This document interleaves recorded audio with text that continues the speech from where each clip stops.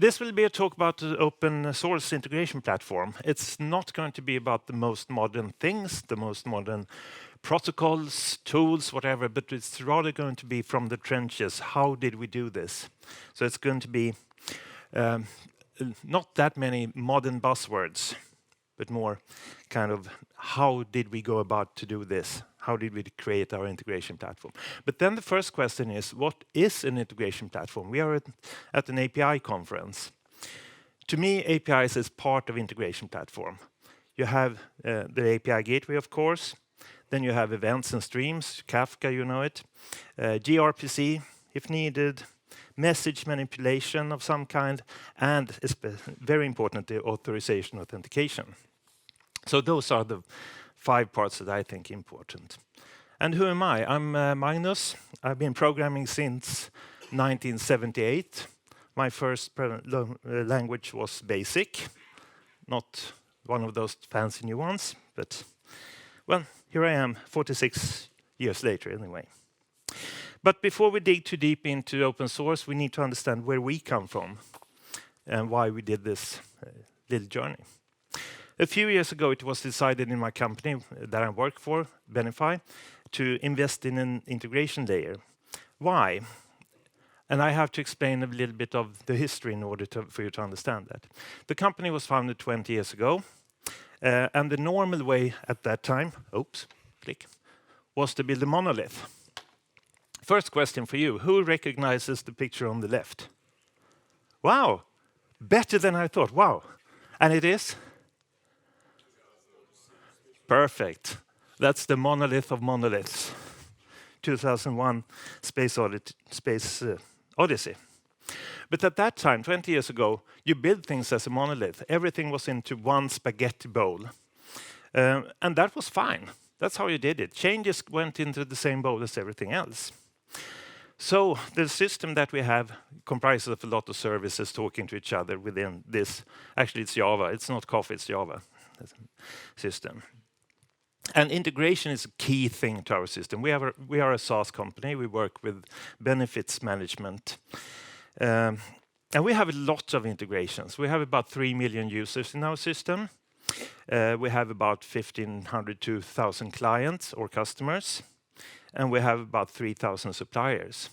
And the way that we integrated with those before was that we sent files back and forth. That's how you did it. Your HR system created a file, or a report actually, that then was sent by mail to us or by SFTP if things were a little bit better. And then we had to import that. Pretty good. Well, that was how you did it.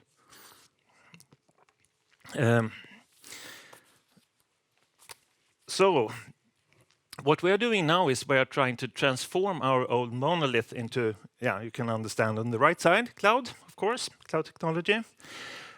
So that was the basis for a decision that was taken 3 years ago. We should move our platform. And one of the first things then was the integration platform. How do we integrate with our customers? We must do that using APIs, and then we should do that in a better way in cloud technology. And actually, we had a lot of requirements from customers saying that we are your customer, we want APIs. And then we said to them, okay, you want APIs, good. Why do you want APIs? We don't know, they said, but we want APIs. And that we heard from quite a lot of customers, actually. It's kind of a buzzword. Life was easy until people started writing about APIs in those economic magazines. Before that, we can use it as a technology. Now it's a business thing, much harder. So, the requirements are changing as well. Lots of new technology. But we wanted to change, but to what? And actually, a few years ago, I was at a conference, another conference series in San Francisco. And after that, I felt that what's happening to the API arena? We started out small. We started out doing simple things. REST was a reaction to SOAP. But then again, lots of things happened. It got more and more and more and more complicated. More tools, more systems, more I don't know what. And then 2 years ago, there was a post by a man called Christian Posta, which I haven't met, which was followed up by other names as Eric Wilde, Mark O'Neill, Christopher Sandoval, and this was about the Great Unbundling, because there was a reaction from going from one huge API-ish system to breaking it up into pieces. People have kind of got fed up with buying one system that made it all into trying to make your system yourself for lots of reasons. And this is called the Great Unbundling. There's a lot of talks about this one if you want to listen to it. Another thing that when we started looking into this, we saw that there are a lot of companies who are selling you API solutions. And they have, I mean, paying for your system is not that bad. Of course you should do that if you have the needs for a good system. And usually they have a payment in tiers, so that you pay a little bit, and then your consumption grows, and then when it grows to a certain threshold, then you buy the next tier, your consumption grows, and so on and so forth. Very good. And I like this model. I mean, we should pay for what we use, shouldn't we? Or we could. But I've been working in large banks before. This is, by the way, the third API or integration system I'm setting up. I've been doing it for 2 major Swedish banks before. And what we ran into was this. When we want to have our system, we need to cater for GDPR, we need to have high availability and so on and so forth, and then we bang into the premium tier. Although our consumption might be pretty low. So cost is high. Cost per API call is high when you do it this way. Final note before we go into the yummy parts. What do we want to do? Actually, we have 3 major use cases if we are looking from the outside. And I take our so-called user API as example.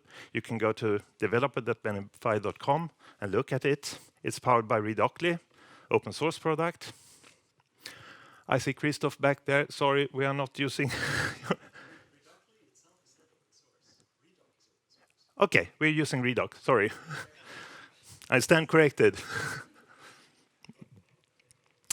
So, the major use case is, of course, a customer using our API directly without any modifications, and that's good.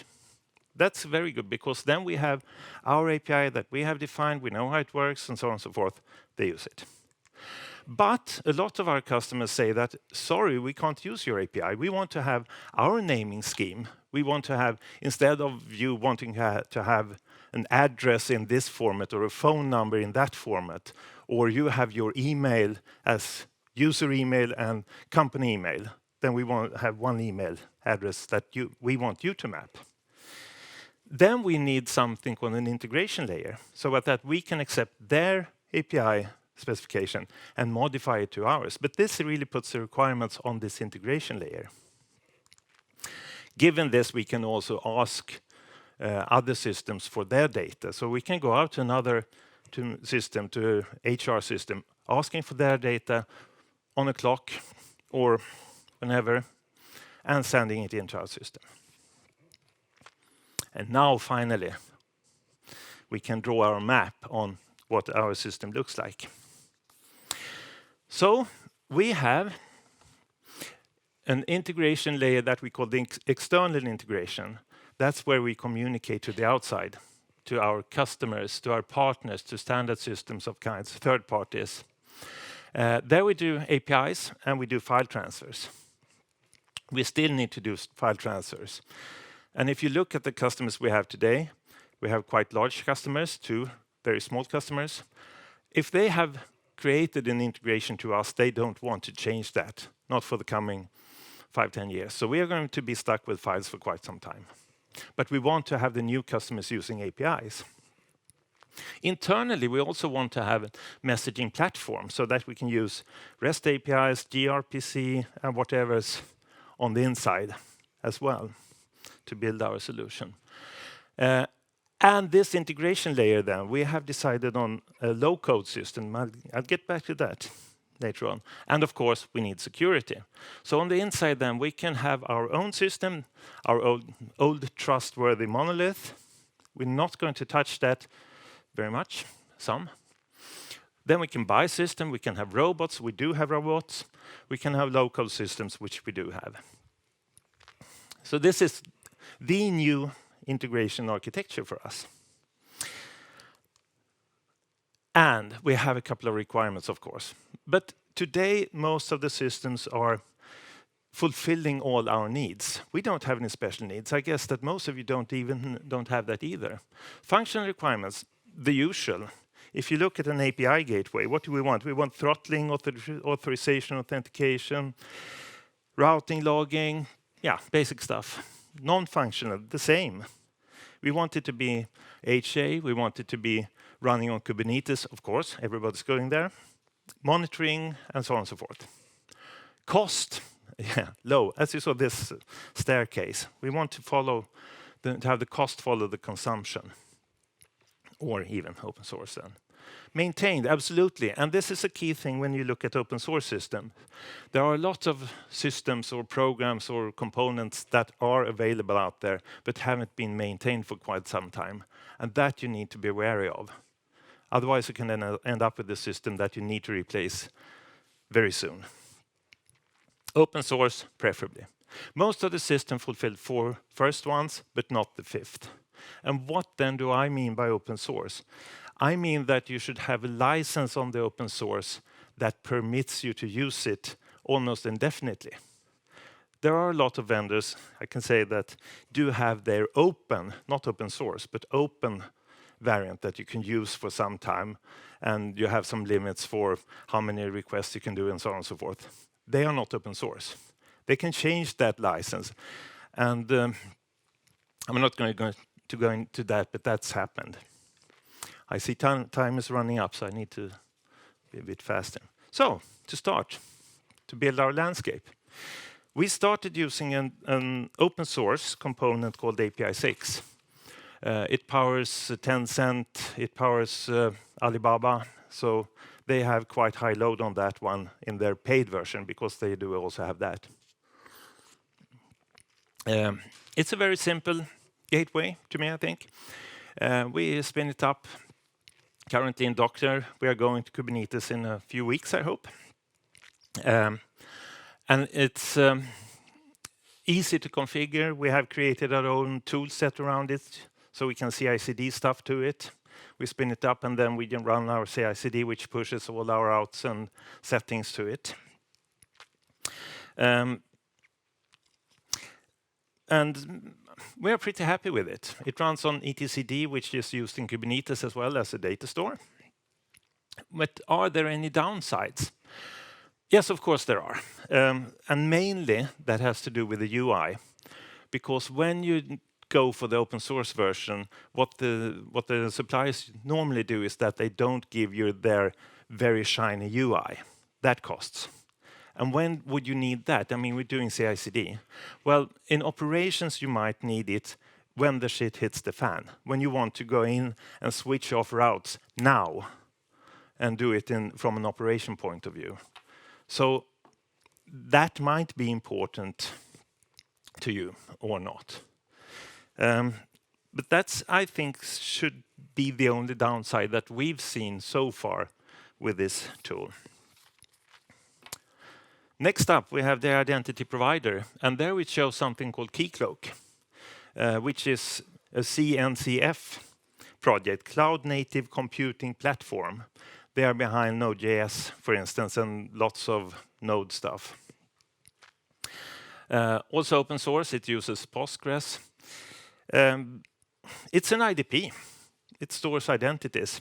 We had a couple of requirements on that one. It should be possible to run several tenants on one system or several systems. Remember, we were at Docker when we started this, so spinning up a lot of pods was not really what we were hoping for. And using this setup, we can isolate the identifying part of API 6. We store all the information about the clients in the Keycloak, of course. And then we generate a JOT. I guess you heard about JOTs yesterday. We are using only JOTs internally when we send calls. Reflections on that one. Keycloak is hard to learn. Any IDP is hard to learn because you need to understand OAuth and whatnot, everything. Configuration in Keycloak specifically is not easy, nor is it stable. Keycloak is evolving with each new version, and we had 2 or 3 new versions in the last year. They have changed configuration and setup, so we have needed to keep up with that and try the new things and see that it really works before putting it into production. But then again, it's still under development, so that's good. We are using Postgress, which we would not do if we started this again. The reason being that Postgres runs in a master-slave configuration. And that means that all our Keycloaks, and remember this is a high availability installation, so you have a depth as well, they must talk to the master node. And that's a problem because if that one dies, then we need to manually go in and reconfigure. And previously, actually, we had a load balancer between Keycloak and Postgres. But for some reason, that upset another component called Agrel, which is the connector from Keycloak to Postgres, open source thing as well. But we had to remove that load balancer, unfortunately. So we are not really high availability at the moment.